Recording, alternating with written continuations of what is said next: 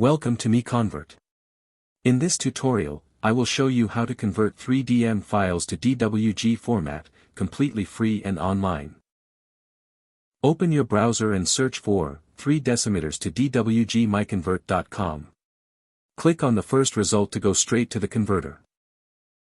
You are now on the 3DM to DWG converter page.